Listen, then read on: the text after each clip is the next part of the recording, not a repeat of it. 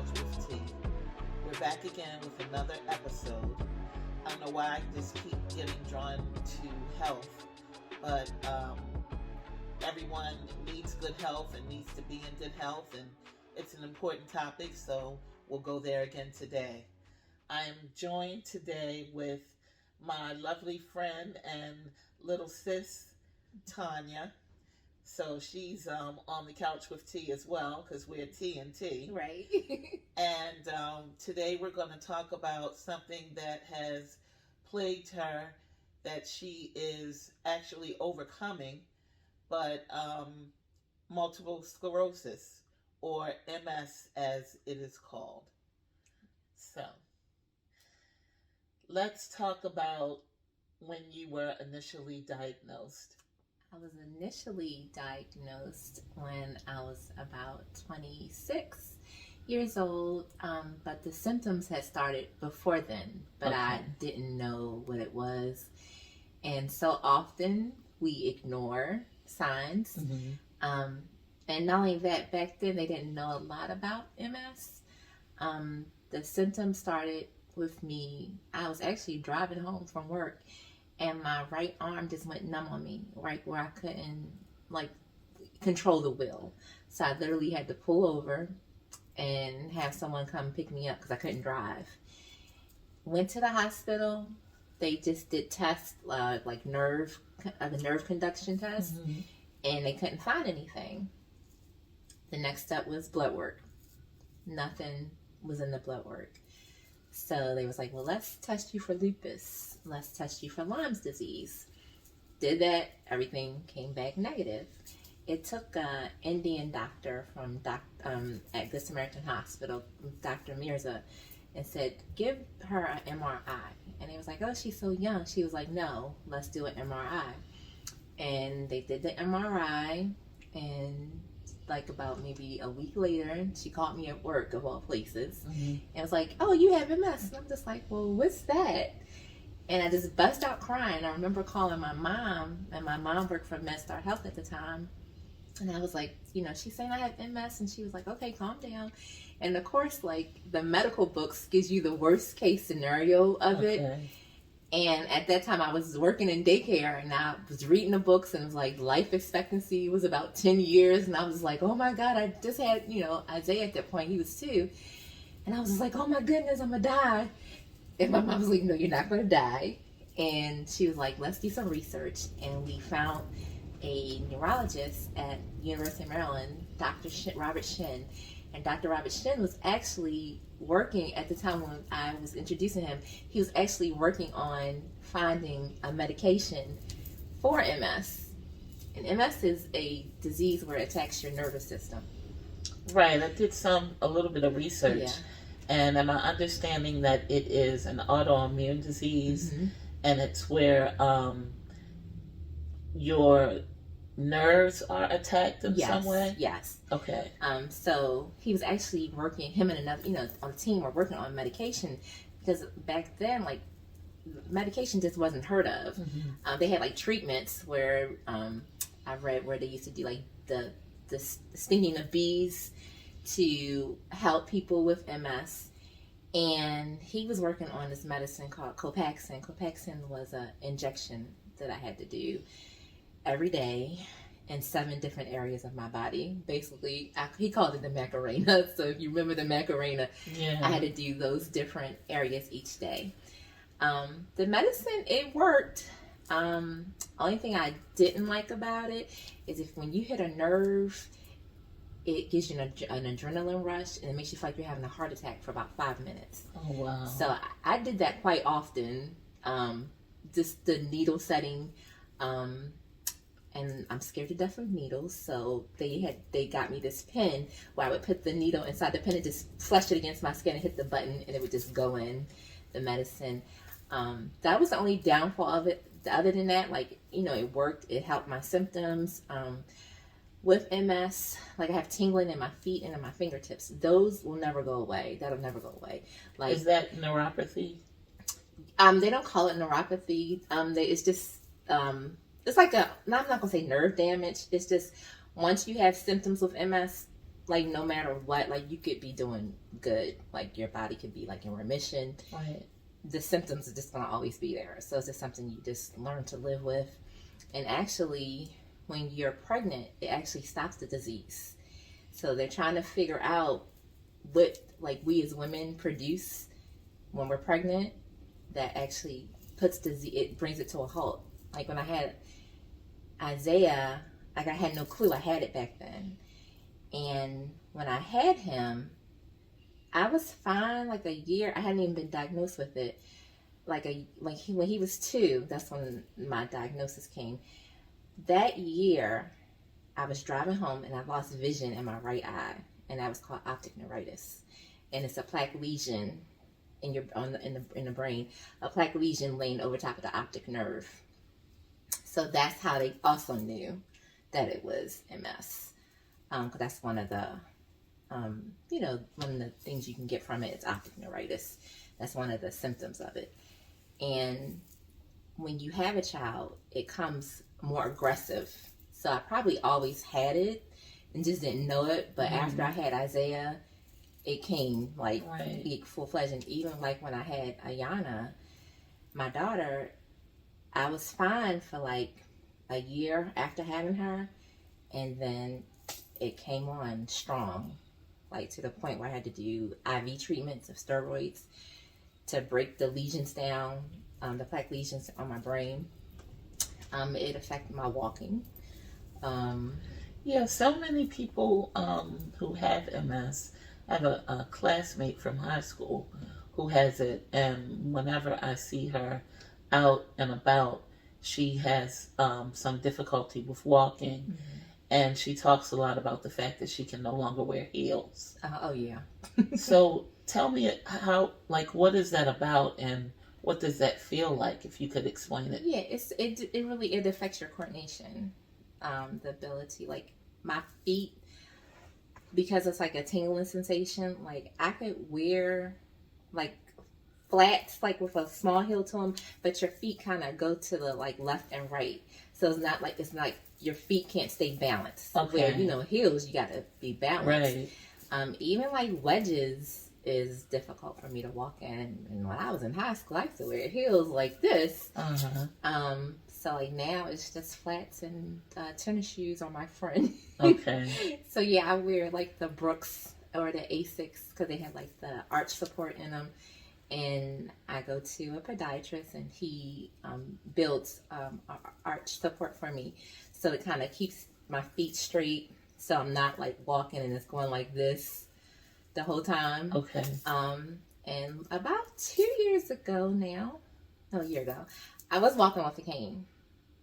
I was absolutely walking with a cane. Yeah, and it was a really cute cane. Yeah, it had little bubbles on it. Yeah, it had to be stylish. Yeah, but so we no longer have the cane? No, we no longer have the cane, and that's due to, first God, that's due to weight loss and just changing the whole way that I eat. Oh, wow. Eating more vegetables, staying away from red meat. I still eat steak every now and then, not gonna lie. Chicken, like the rotisserie chicken from the market, like I would get that all the time thinking it was healthy. It has so much salt in it. Right. And when I stopped eating like all those things, like my feet would swell up. The swelling went down, sleep was better, and just intaking more vegetables, a lot of water. I drink at least 64 ounces of water a day. So at least I'm constantly in the bathroom as well. Wow, that's a lot. Yeah, but I'm doing a weight plan called Optivea, and I attributed a lot of my weight loss to that. I was 245 pounds this time last year, and now I'm at 195. Wow. So the plan does work. And also with MS, you got to exercise just to keep your muscles going. And like I call it lubricating my muscles.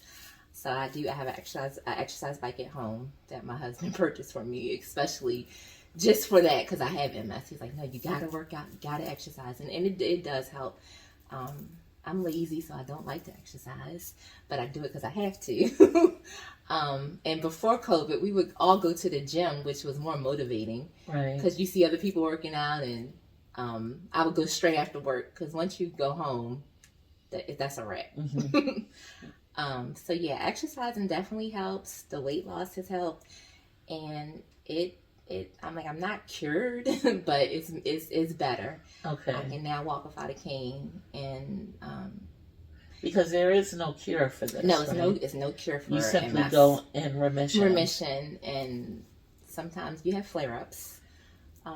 And tell me, what are flare-ups? Flare-ups is, again, the tingling in the fingers, but it's more severe. Achiness to the point where it like hurts to walk, hurts to get out of bed in the morning. But I have a high tolerance for pain, so I push myself. And a lot of times, like, no one would ever know that I was in pain because I've just learned to deal with it. And then I don't ever want anyone to feel like sorry for me. And that's what I used to hate about the cane. Like, I'm young, and my husband will always say, "Oh, don't worry about it. It's okay." I'm like, no, like, I can see people looking, and they're probably not worried about me. But in my head, I'm just like, they're probably like, well, what's wrong with her? So I'm just like, I just told him, like, it's something I can't explain. I'm just like, but it's just, yeah, people always staring at you. A little self-conscious. It was. I was very self-conscious about it. So, and this just makes you more empathetic for people who, I do have it. I have like the benign stage of MS, but there's people who can't walk. They're wheelchair bound. Right. And, I'm blessed. Like, I thank God, yeah, I have this disease, but it could be worse. Yeah, I read that MS affects people differently. It affects every person differently. So I know that Tonya had been diagnosed with MS, and she said that she thought about Richard Pryor was all she could think about initially, until she learned that, it's different for every person, and it doesn't mean that you're going to have what he had. And have you ever seen the Selma Hayek? I just heard about it. I've never actually seen. I mean, I did. Yeah, I think it's Selma Hayek.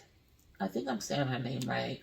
The actress who has MS, and she did a documentary on her experience, and it's really good. She has, I would say that hers is more severe than yours because she's had to get chemo. Yeah, and it really affects her speech, and so I see where it's different and has different stages for different people. It does. And then that's why, like, I am so grateful to God that I do have the stage that I have, because it absolutely could be worse. So what kind of medications do you have to take regularly? I'm on something called Gilenya. And Gilenya is a pill. So it's a pill form of MS therapy. It's not too much different from the Copaxone. Copaxone was needles. So when they developed the pill, I was like happy because, like I said, I hated those adrenaline rush when I would hit a nerve. Right. And that feeling like you having a heart attack is not a good feeling. So yeah, I take Gilenya now. I take vitamin D, vitamin E, and zinc. Just different vitamins, which kind of just helps balance me out. Period. But the MS medication definitely is doing its job.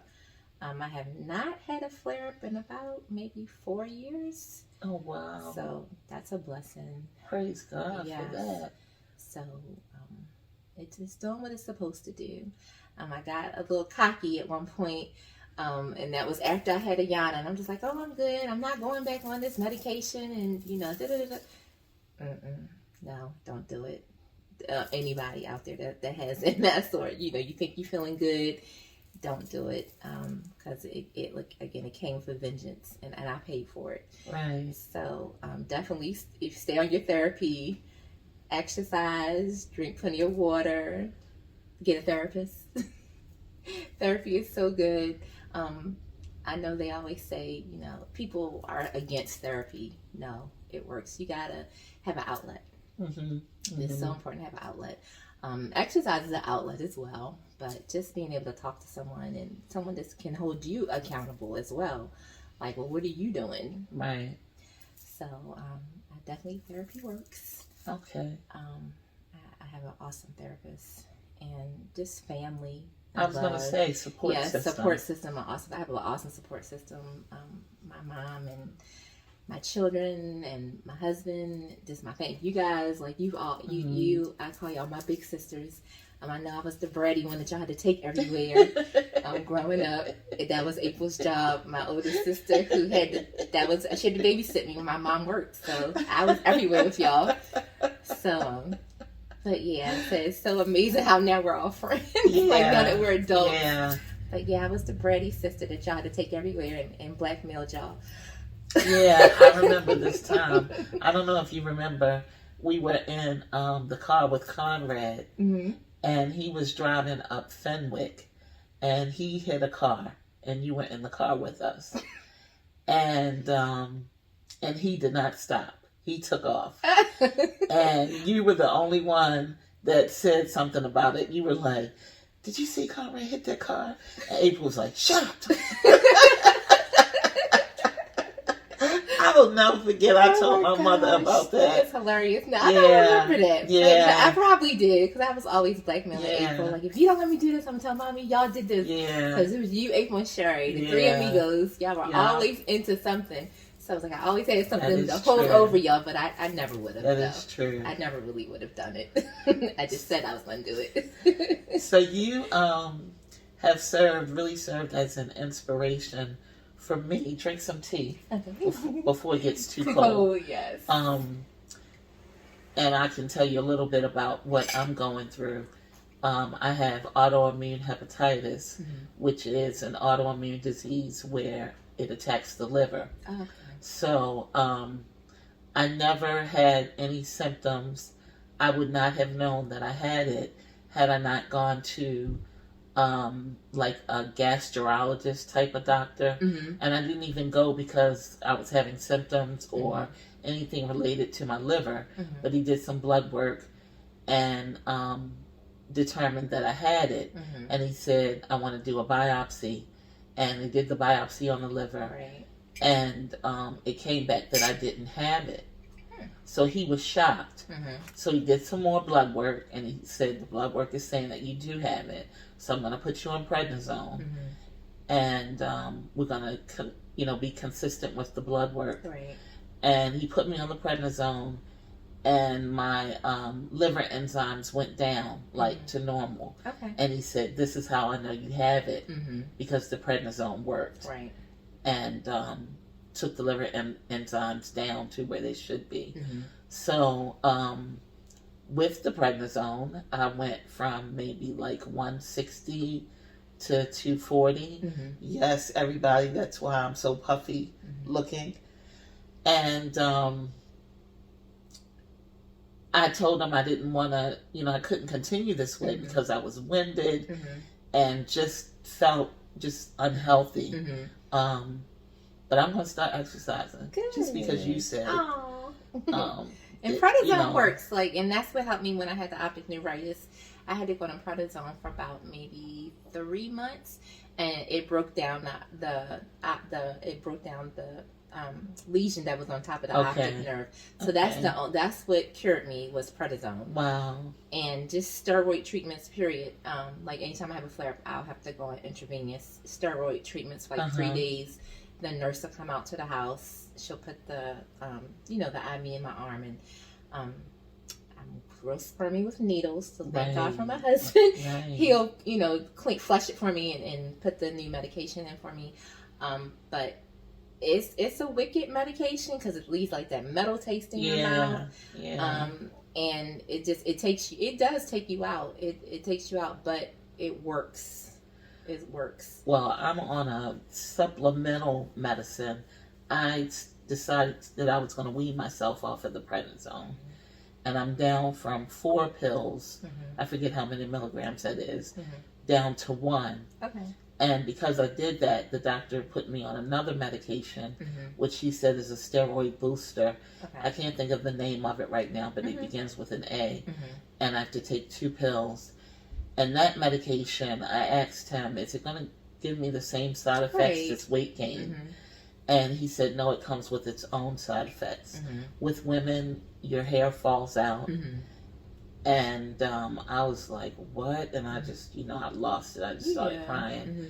And then I did my own research. I went to the internet, which is, Don't do it. Right, exactly. Yeah. And I saw that the medication could cause cancer, like one of the side effects. And I went back to my doctor and I'm like, why would you put me on something that causes cancer? Right.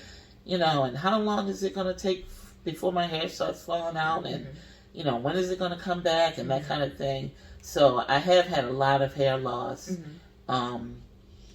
But I get blood work done on this coming Tuesday, and hopefully things will look better and I can come off of that medication. Okay, but I do know that I need to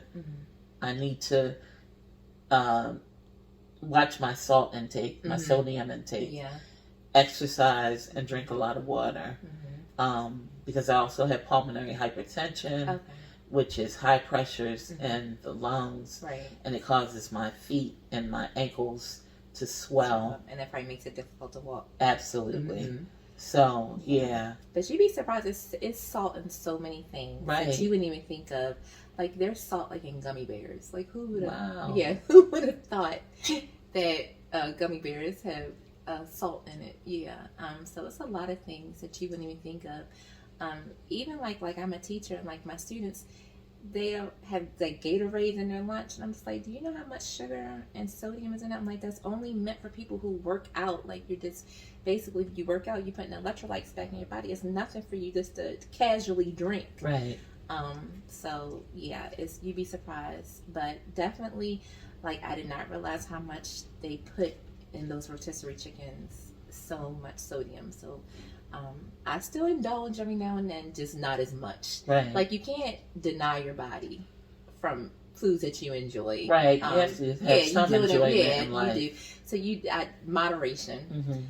So when you hear all the health experts say, moderation. No, it really is literally moderation. Right. I still eat, a burger every now and then, and a good steak. My husband makes the best steak. So, yes, I still indulge in those things. But, like, throughout the week, it's a lot of salads, and I'll put, like shrimp in it, but unseasoned. Like, I don't season it. I'll just get, like, the frozen, the ones, and just throw it in there. Okay. And a lot of sugar-free creamers that I didn't think I would like, but it's not that bad. Like, sugar-free is not that, like, Cool Whip and sugar-free Jell-O, that's usually my evening snack.